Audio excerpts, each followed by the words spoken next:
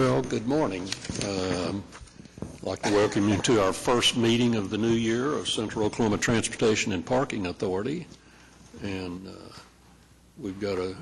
I have a real honor in that our retired city manager has come to our meeting, and we've got a little presentation for him. And I'm going to come down front, and then Jason's going to read the resolution, and we've got a little gift for him.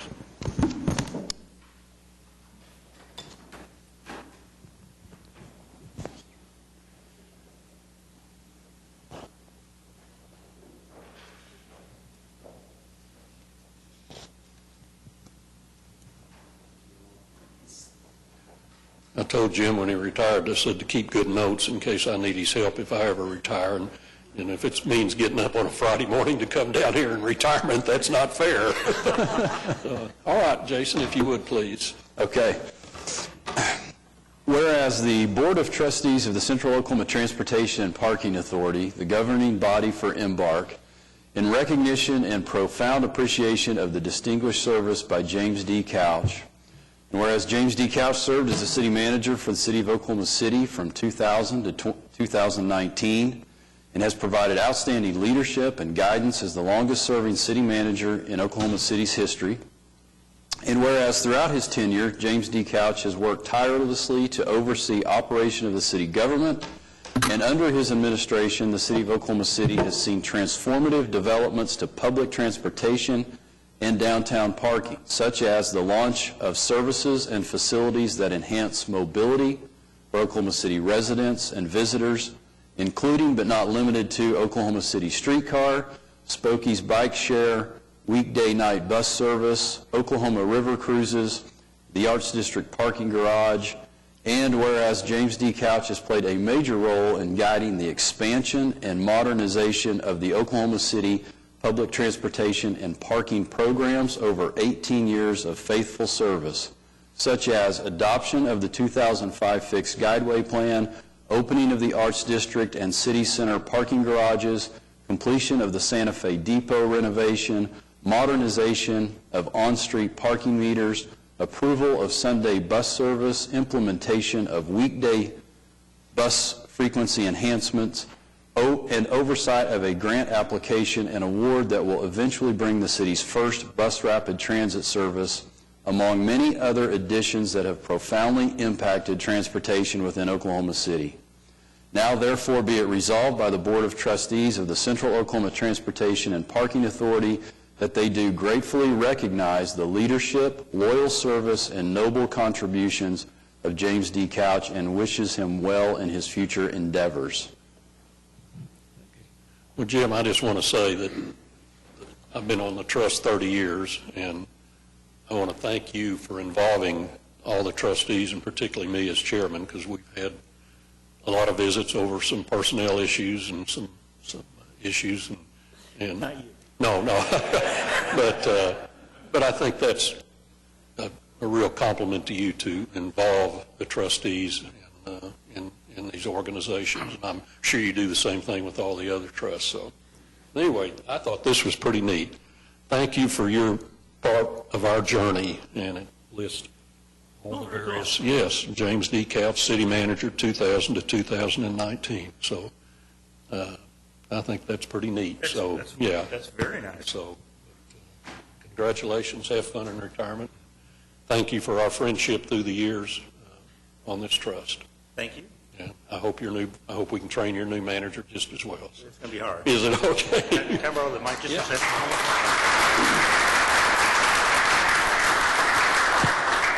You know, that was quite a list that they read off about the things that have happened, and I'm very proud of all the accomplishments that have been done. Primarily, though, the enhanced bus service that we've been able to provide over the years, because I think that's probably what's most influential to change people's lives is what we've been able to do in that area. But I didn't do that. I mean, you trustees all did that, and you staff did that. I mean, I may have been there for some votes on it, and I may have encouraged some things. But boy, when you take a look at all the improvements that have been made by Cotpa, Embark, and everything, and how you've changed the mission over the years, bringing on boats, bringing on Spokies, our changing face of the parking situation. Now with the modern streetcar, potential going forward with bus rapid transit, the Regional Transit Authority, boy, there's a lot of positive things that have happened over the last few years, and it's been done to accommodate a growing and changing city and the renaissance that's been done in Oklahoma City. So you guys ought to be, occasionally, just sit back and reflect on where we've come over the last decade or two, because we've really, together, made some very, very positive improvements, movements, and all of the different aspects, the different facets of Embark. Because, gosh, I don't know of another entity in the city that has so many different facets, sometimes related, sometimes not so much. But you've all done a very, very good job. But you should be proud of the accomplishments that you've made over the last 10, 20 years. Some of you haven't been here that long, but some of you have. So thank you. It's been an honor and a privilege to be a part of Cotpa and Embark. Thank you.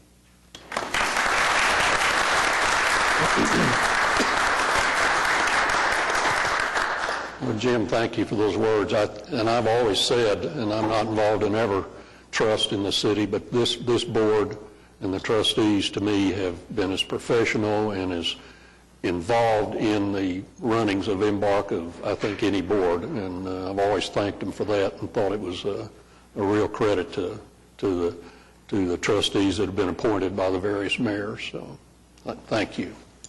Mr. Chairman, do we need to vote on this resolution? I would move approval of the resolution. Second. All in favor? Aye. No? Oh, no. Okay. Thank you, Jim. It's unanimous. Thank you, Jim. Mr. Chairman, just real quick, Jim, I don't know how often you and I are going to see each other out in public. It's always rare when I do, but I have to tell you, just seriously, if I don't see you around, thank you, because 3 years ago when I was appointed to this, I didn't know anyone really up here, and it was a bit intimidating. I had the passion for all of this, but I was a bit scared, and you were very welcoming, and you talked to me about movies and the Coen brothers, and you took my anxiety down a whole lot, and that's how all of you have been. And I just really, if I don't have the chance to say it out on the sidewalk, I just wanted to say it in here. Thank you so much, and thank you for the list, because it means a lot to people, including me. So thank you, sir. Upon the ending of this meeting today, I'm going to want to know your thoughts on the Ballad of Buster Scruggs, the latest Coen Brothers movie, and I don't know your thoughts yet. Me too. All right. Do we have any citizens to be heard? If not, I would have a motion to approve our minutes of our December meeting. So moved. All in favor? Aye. Opposed? Thank you. Well, we've got a pretty easy agenda for our first meeting. We only have one item on the consent docket. And anybody have any questions on it? If not, then I would have a motion to approve our consent docket, item A. Move the item. All in favor? Aye. Opposed? Thank you. Items for individual consideration is a resolution approving a 30% match with the Association of Central Oklahoma Governments for an air quality awareness grant in the amount of $52,000 to implement transit and pedestrian facility improvements with Strong Neighborhoods Initiative neighborhoods. Jason, if you'd like to make a few comments on that? Yeah, this is a neat project for us in that I think it's a good example of interdepartmental collaboration between Cotpa and the city's planning department. Notice we have Lakeisha with us from the planning department, so thank you for coming to the meeting today. But anyway, this is an opportunity really for the two departments to work together in improving bus stops in some of the Strong Neighborhood Initiative areas within the city. And so the planning department really took the lead on this project in terms of applying and being awarded the grant. Our part of the grant was to provide some guidance on where some bus stops could be improved, and then to provide the 30% local match that's required. And so as you can see in your memo there, with the 52, or I should say almost just under $53,000 grant, Cotpa's estimated cost is just under $16,000. And for that investment, we're going to be able to add 3 bus shelters and upgrade 2 different crosswalks, again, in the Strong Neighborhood Initiative areas. So we're looking forward to continuing to work with the Planning Department on moving these enhancements forward. All right. Any questions? Then I'd have a motion to approve item A. So moved. Second. All in favor? Aye. Opposed? Thank you. Item B is approval of final plans and specifications to be advertised for bid for ferry landings and terminal upgrades of the Oklahoma River Meridian Landing, Stockyards Landing, and Exchange Landing. And I think we have a presentation. Yes. Good morning. Just to give you an update on where we are, the projects encompass quite a bit of the river, a Meridian Landing Pavilion, the Stockyards Landing, and our bank stabilization and security improvements at Exchange Landing. So this was the award that we received, the grant that we received from FTA. The first 2 items, the security cameras at the main terminal and the security cameras on the vessels, have been completed and are functioning well. The next 3 items are what we're looking at today for approval for the plans and specifications. So Exchange Landing was completed in 2010, and since that time, there's been quite a bit of erosion. It's quite a steep slant down to the river from that landing, and there's been quite a bit of runoff and quite a bit of erosion in that area. So the plan is to pour concrete in some of the worst affected areas. So there you see where they will be pouring some concrete to fill in and stop that erosion and make it a little more attractive other than having those pitted areas. And if there's sufficient funding afterwards, we would then bid out for some sort of shade structure for our waiting passengers. This is a rendering of what that might look like. At Meridian Landing, with the completion of the Home 2 suites, which you see on the left there, this fills out quite a few hotels in that area. So the plan is to put a pavilion to attract more riders from that area. The majority of the riders from this particular landing are foreign visitors, and the ferry is logical to them. It's less expensive to get into the downtown and Bricktown areas, and of course it's more enjoyable as well. So we believe that a pavilion will help attract more of those riders. These are some renderings of what the pavilion would look like. As you can see, it's a simple structure. The concrete walls, the stone walls, provide seating for waiting passengers and for trail users who want to stop and just get some shade. This is a little closer view of what that looks like. The biggest project is the development of Stockyards Landing. This area has been designated an equestrian experience area. There are some private entities looking at putting in an actual equestrian park there where people can rent horses and ride alongside the trail. The actual dock will be not out in the river as shown here. It will actually be inset about 80 feet to protect it from heavy river flows. This slide shows you how it is brought in quite a bit from the river. There have been issues with docks that are out in the flow of the river. When we have major rain events, then there's substantial damage. This will protect them from that damage. And then, of course, there's the ramp going down or the stairs going down. And then there's also, in this area, a concrete pad that will be poured. The idea here is to take this structure, which is at Meridian, and move it to River Park, where the Stockyards Landing will be, to provide some shade. This particular structure was donated back in 2010 by USA Shade, and it's just extremely durable material, and we're very happy to be able to repurpose it. We also might get some attractive benches to put underneath it. It just depends on how the funding comes out. This is our schedule It has been already approved by Scenic River Overlay Design District. They sent over the approval certificates earlier this week. It's being presented to you for approval today. It would go out for bid next Wednesday. We would have a pre-bid conference and questions. The ultimate goal would be to award a contract on April 5th at the April Cotpa board meeting. And with that, I'll be happy to answer any questions. All right, any questions? All right, thank you. Then I'd have a motion to approve item B. Second. All in favor? Opposed? Thank you. Item C is ratification of administrator's action extending the free fare period for the Oklahoma City streetcar service through February 1st.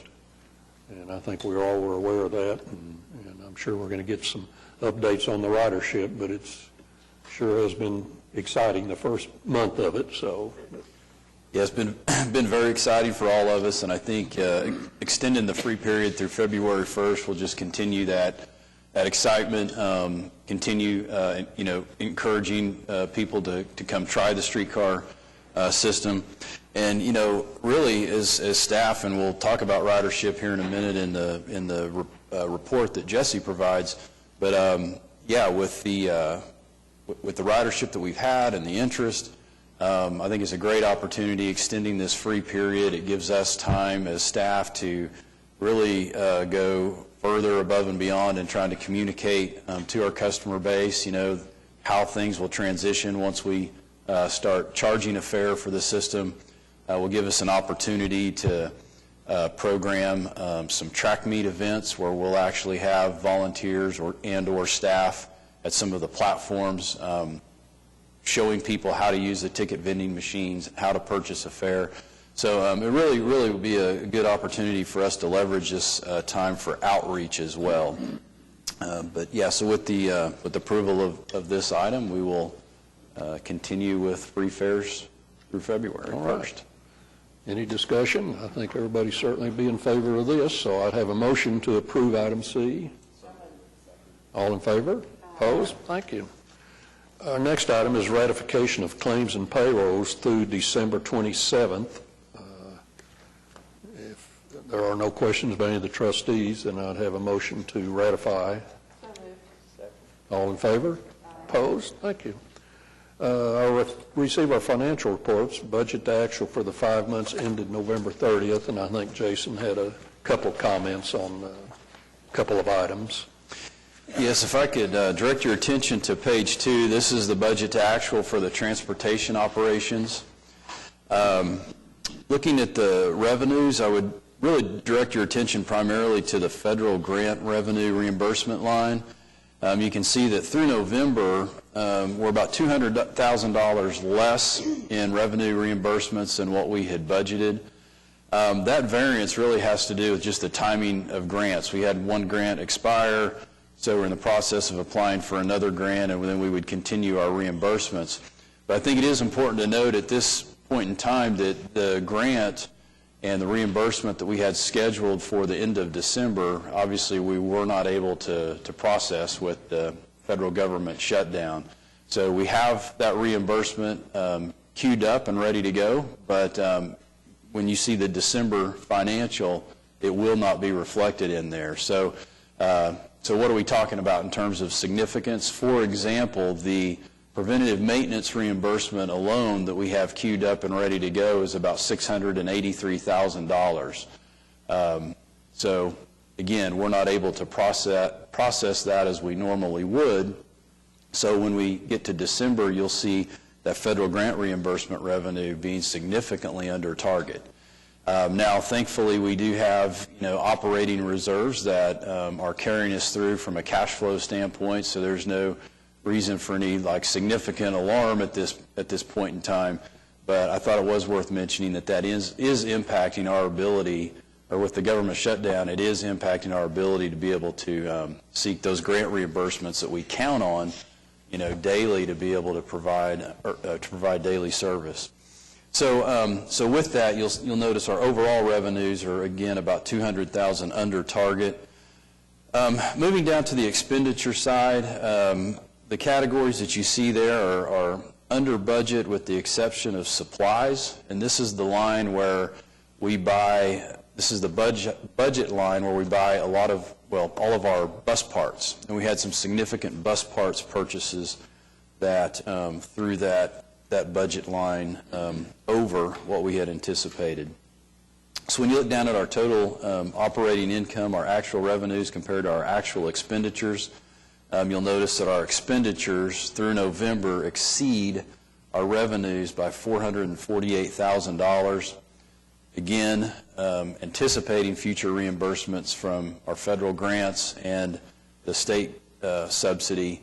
We would expect that to eventually turn around by the end of the fiscal year and be in the black. But right now, that's the status that we're in.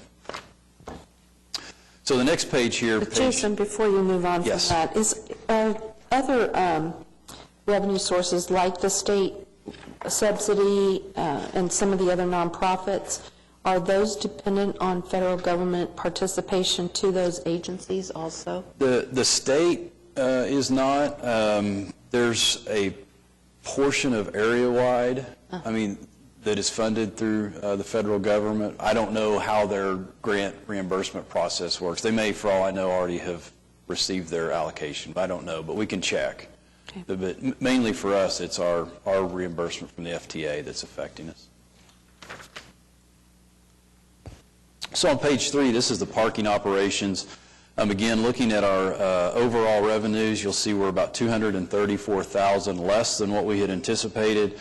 Again, most of that is due to the negative variance in the monthly contracts, and then as we know, that's due to the loss of a major parker in the Santa Fe parking garage when we owned that garage.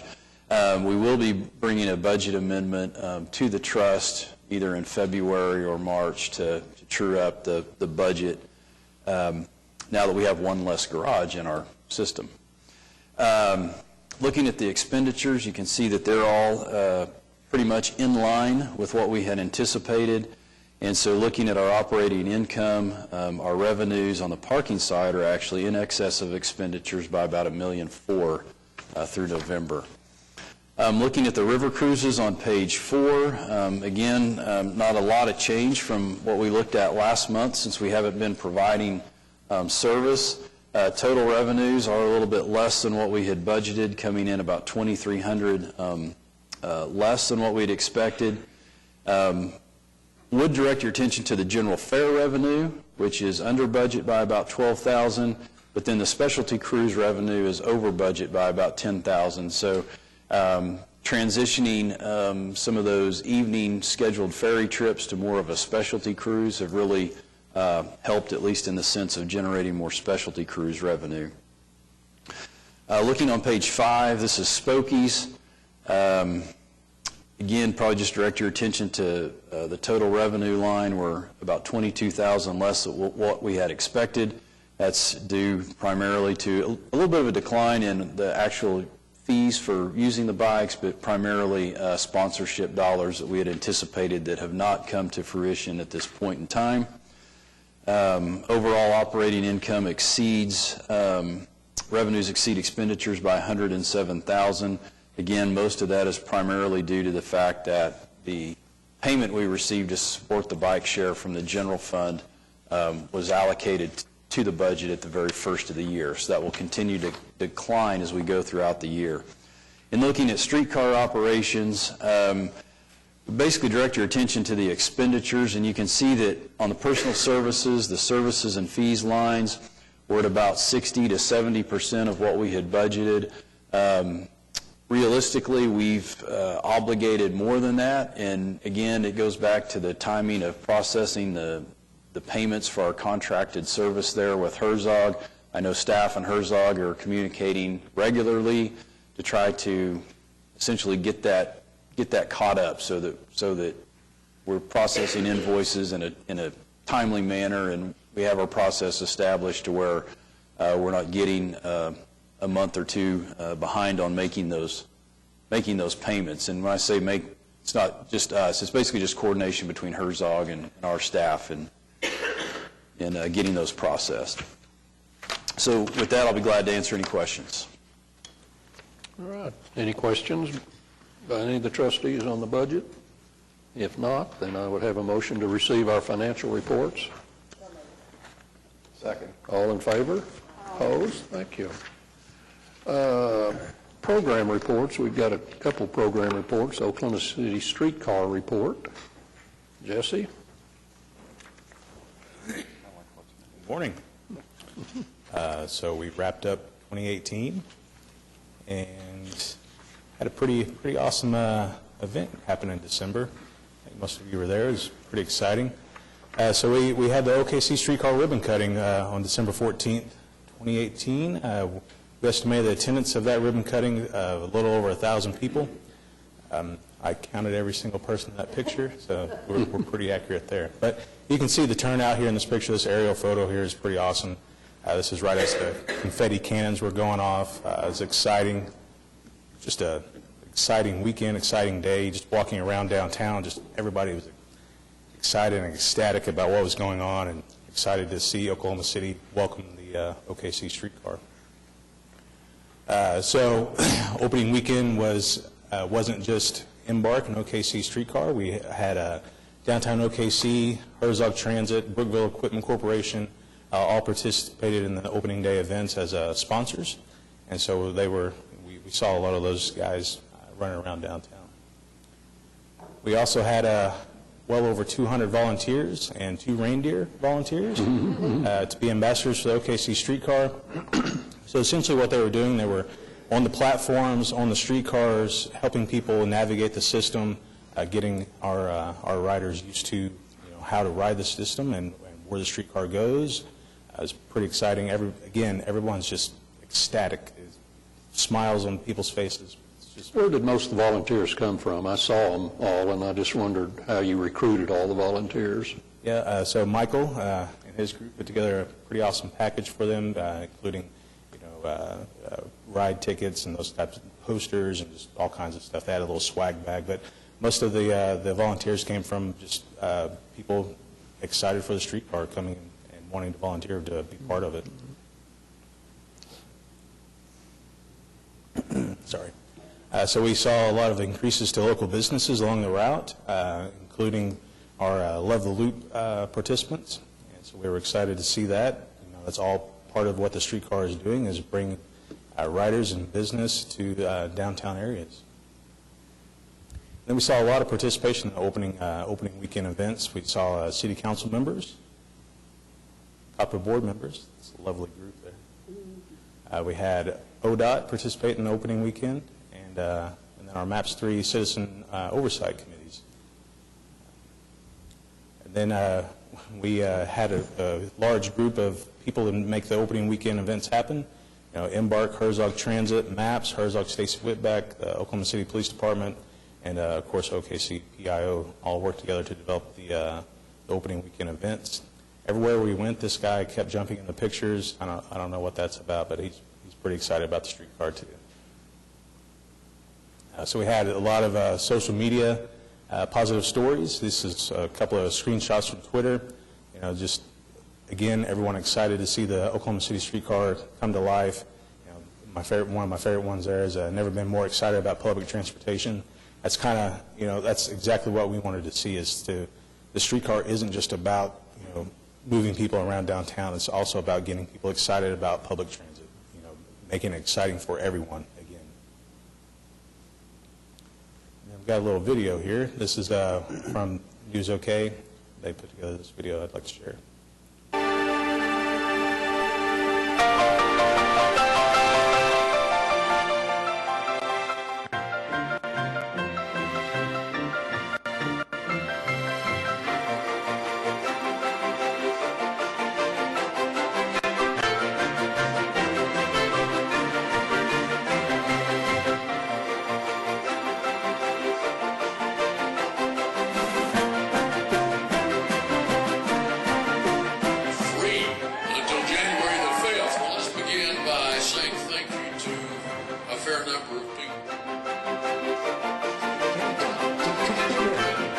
In 5, 4, 3, 2, 1.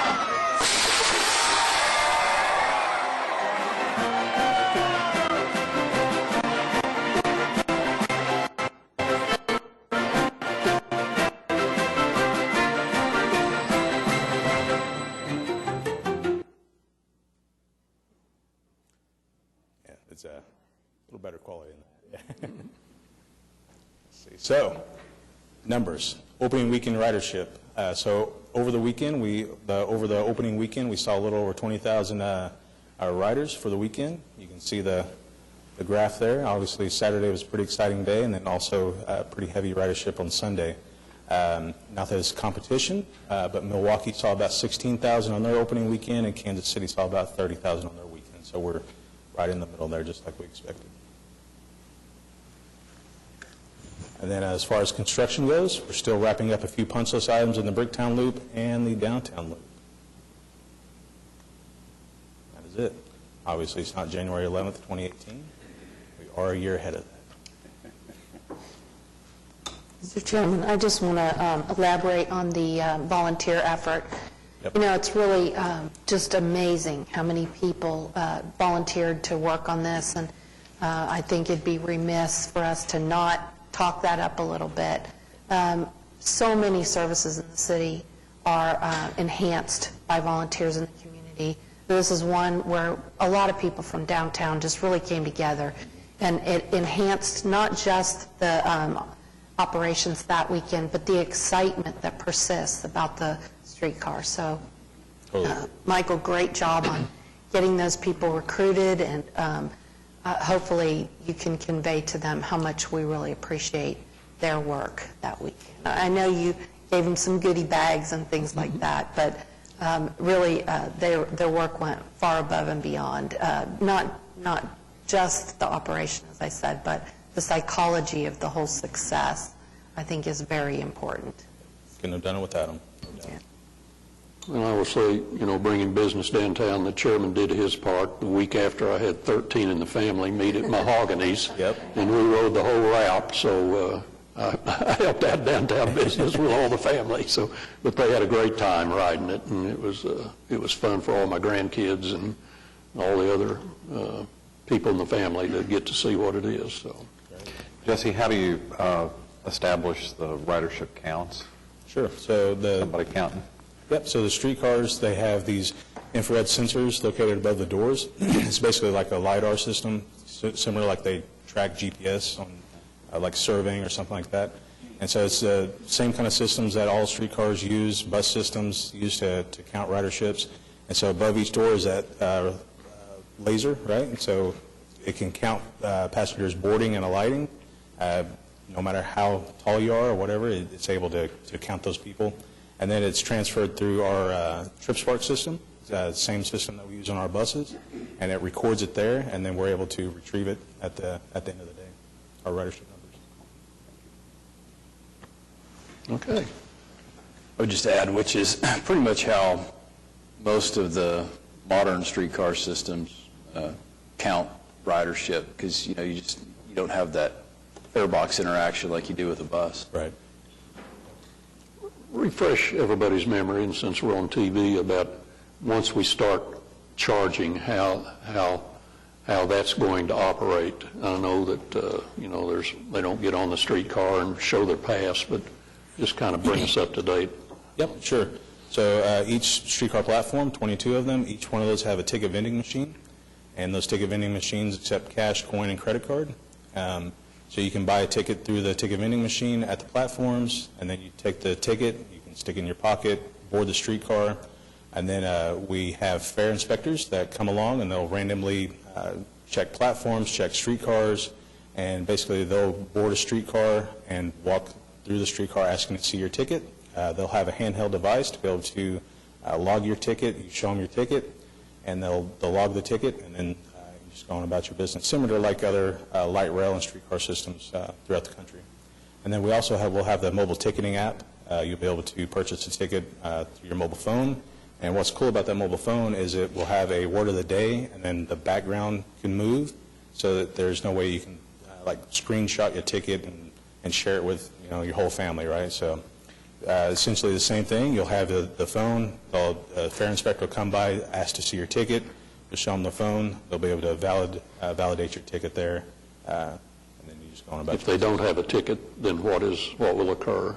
Yeah, so if you don't have a ticket, we'll ask that you either purchase one through your phone or step off the next platform and purchase a ticket. I see. So you can't purchase one from the inspector, the ticket. We don't have that ability at this time.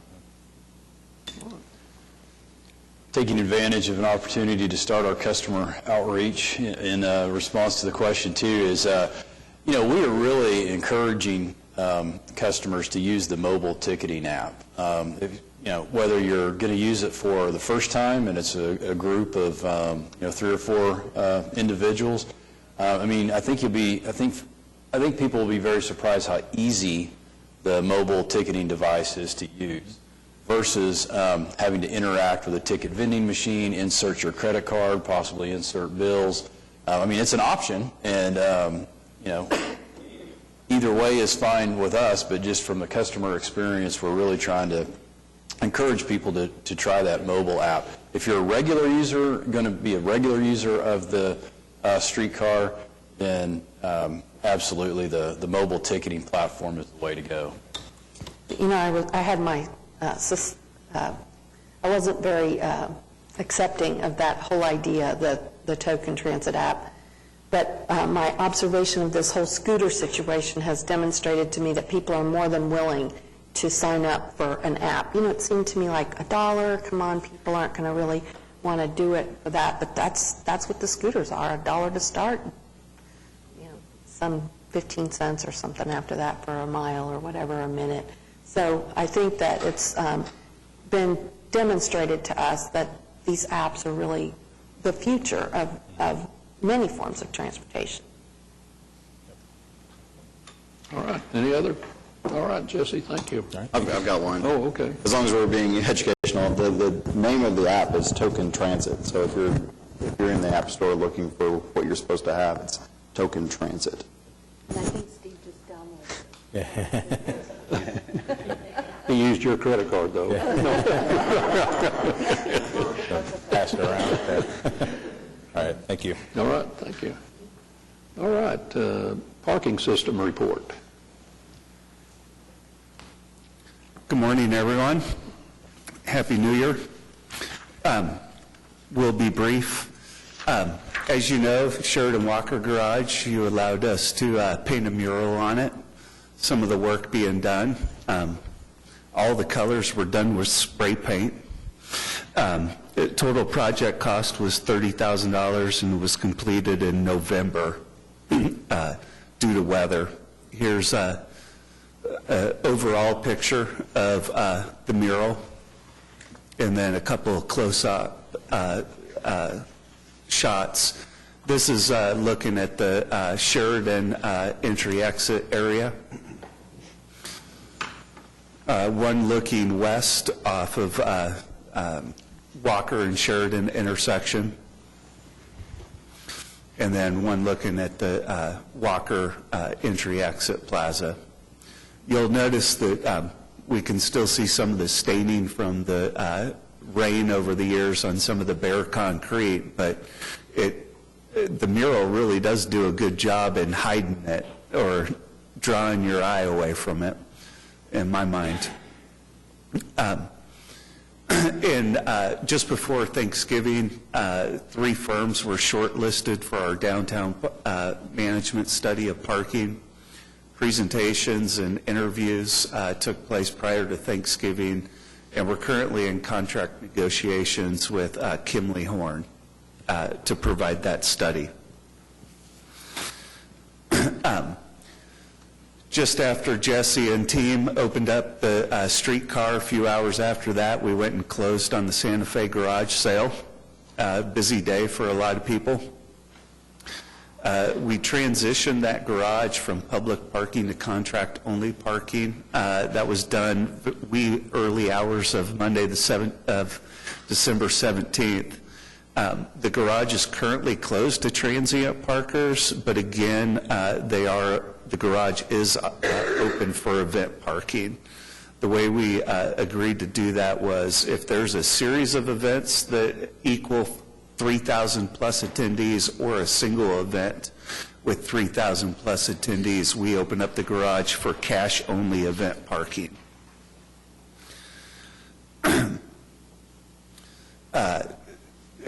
UCO white box and tenant improvements for the Santa Fe garage. Contract was executed on November 2nd. All asbestos-containing materials, all materials containing asbestos was removed from the facility by December 20th. We started demolition on the 3rd of January, and Tuesday I took the following pictures just 6 days into the demolition. This is from the very north portion of the space. On the left side of the picture, that was where Chamber of Commerce had their executive offices. Looking south, you can see a lot of work being removed. Oh, I'm sorry, we're looking north. I'm standing in the middle of the facility. Now we're looking south.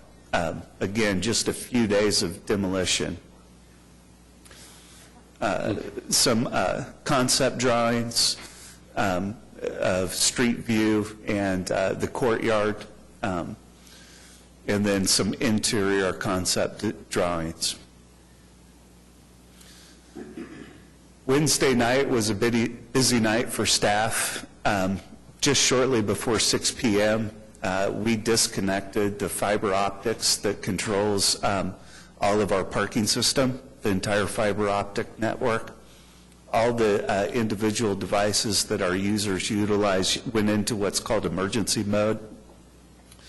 We relocated the fiber switch that was housed in the Santa Fe garage to the Arts District garage, redirected each of the pathways to the garage, and then reactivated the switch, tested, and set all access cards to neutral so the system, so they could be used for the first time anywhere.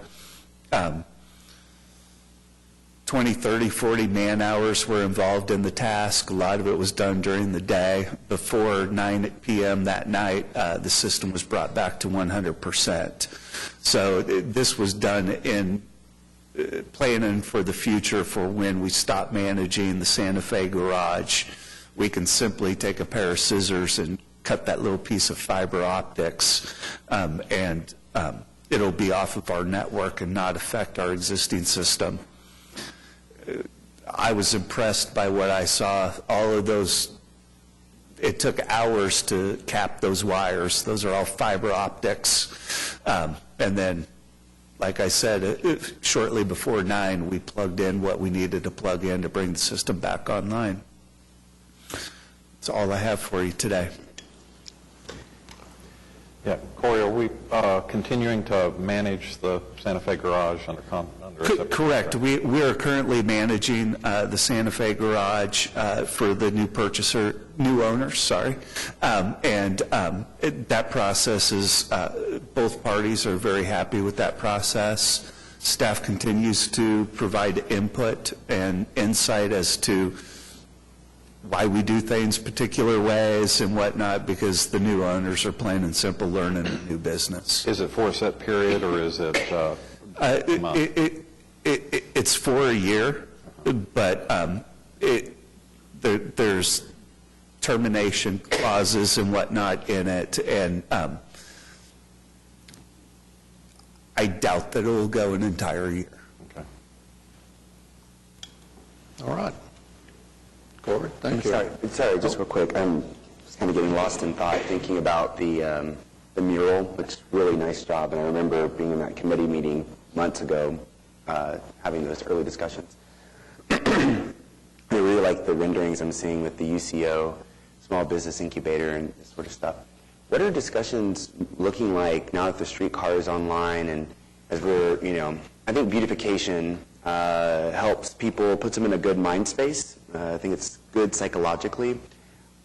What are conversations starting to look like with these parking garages and having at ground level trying to get more shops, local businesses, so that when people are getting off those streetcars, right, they have businesses to tend to. I mean, it's just my experience when I go to other cities.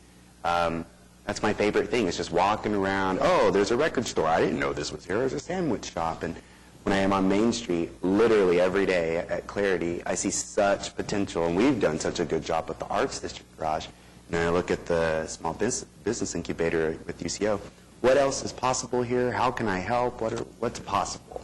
So I've parked cars across the nation for 19 years, and I'll make the accusation that I think Oklahoma City and Cotpa may have started that trend. I do not know that, putting tenant spaces in garages, but that is something that almost a lot of garages nowadays wants, is that retail space. Arts District Garage is a fantastic example. Our last tenant space, tenant officially moves in on January 15th. They've started some of that process. The build-out's almost done. Touch-up paint was being done, and one last-minute board desk or boardroom table was being brought in maybe today. Beautiful space. At our new garage, or the convention center garage, because of our footprint of that garage and what we need to do in that garage, we don't have retail space programmed for that garage. We do have space allocated on the third floor for our parking operator to office out of due to the sale of the Santa Fe garage. But it is very much a common theme in the industry to put retail on the first floor. I think the response right now is all of our tenant space is leased, is it not? In all of our, except for like 2,000 square feet in the Santa Fe garage. Which is not our space anymore. Correct. Yeah. Correct. Thank you. Thank you. Yes, we are leased out 100%. I don't know that we have any space available. There are other garages downtown that have not leased their tenant space, but those are not within the purview of our board. This week I was interacting with a line employee at Bank of Oklahoma, their new garages, and that employee communicated that there's a variety of businesses that are getting ready to move into the two brand new garages that service that building. Thank you. All right. Thank you. Jeannie, do you have more, I guess? Okay. Thank you. Just to give you an idea, our contractor, HMS Ferries, operates on a calendar year, so this will be a report on how they did for that calendar year. The ridership on ferry service is down primarily due to the replacement of evening ferry service with specialty cruises, which provide a much higher rate of return. Another contributing factor is the weather. In 2018, we had 300 ferry trips that were canceled due to weather, which is a lot, quite a bit.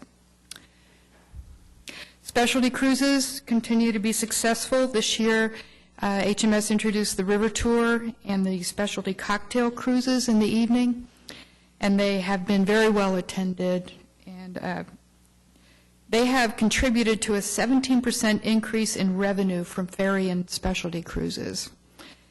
And overall, they've increased revenue by 6% over 2017. So it's been a successful change. Charters are down 6% compared to 2017. Weather this year led to several cancellations, with freezing temperatures and high river flows being the leading reasons for those. There was one Friday where 3 charters were canceled, which when you only do 90 to 100 per year, that's a pretty high percentage for us. The Holiday River Parade was held on December 16th. 2 of the river cruisers participated. The Devon Explorer is currently in haul out, getting fresh paint and getting some refurbishment of its systems. Spokie's ridership had been showing continued growth all the way through August.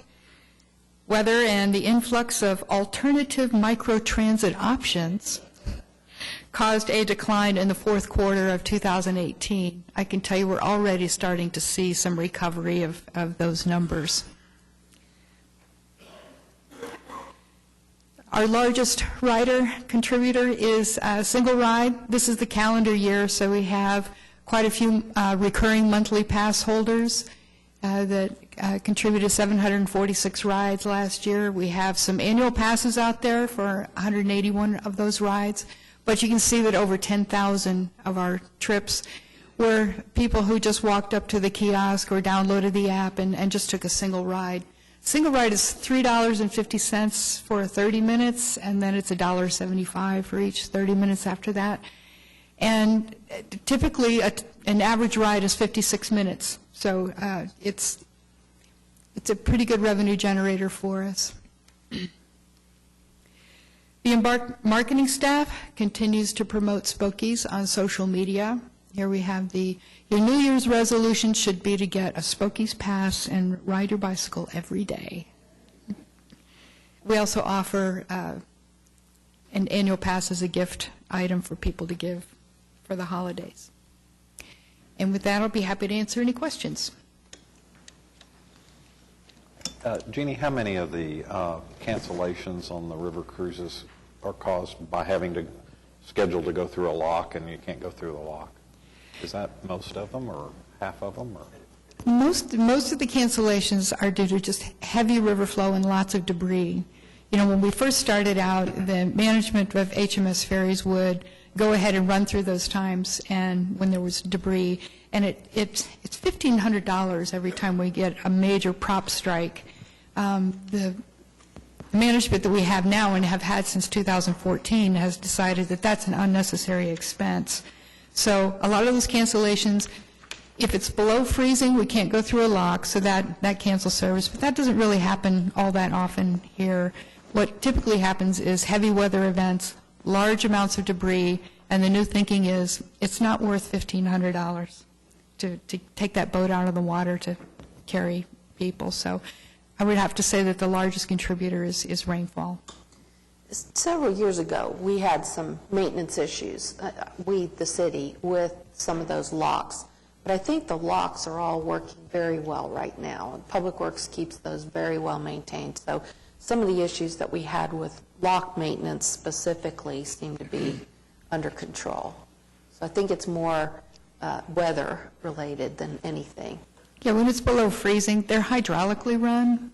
And hydraulic fluid doesn't like freezing temperatures, and it puts a lot of strain on those gates. So they've instructed us, and we've agreed, if it's below freezing, it is not worth risking damaging the lock. So we just don't operate.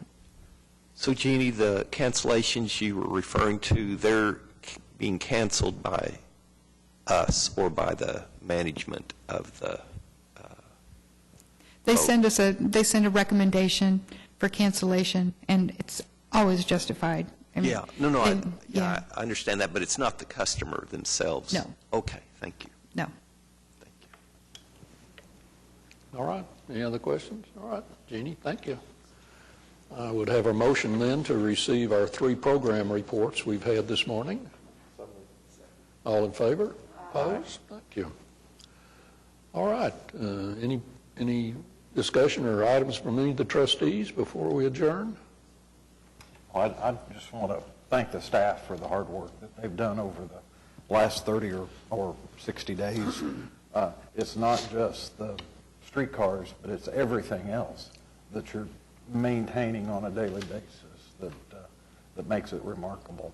And thank you all very much. Well, I tried when my family came down to get Jason to drive one of the streetcars and come and pick us up, but I couldn't talk him into it. So. I told you they won't let me.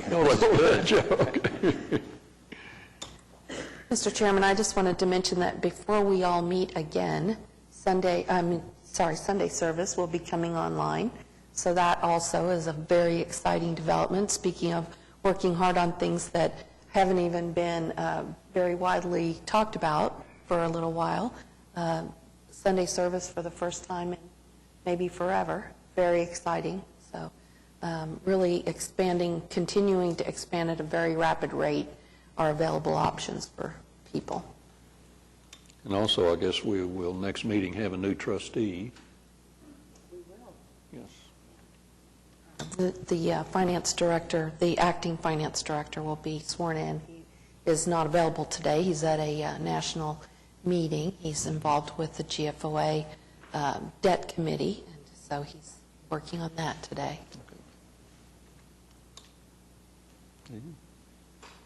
Jason? I would just remind everyone to look for Embark in the Martin Luther King Day parade coming up. So we'll continue that tradition of having a bus in the parade, and looking forward to participating. I would like to let everyone know that I am retiring on the 22nd of January, so I will no longer come to your meetings unless I'm sitting as a citizen. I have enjoyed it immensely. I've learned a lot, and the staff has been wonderful to work for, as well as the trustees. So thank you very much for the opportunity, and I'm going to retirement land. What's in the water in City Hall? A couch and you, or something's going on here? Well, I did not know that, and I'm going to say the same thing I said to Jim earlier. Like, Marcia, you have been so kind to me. I did not, oh my goodness. Thank you so much. Thank you. And just for your service. And thank you for reminding me when I didn't have something voted on or something. Keep me in line, so, all right. All right, if nothing else, then we're adjourned.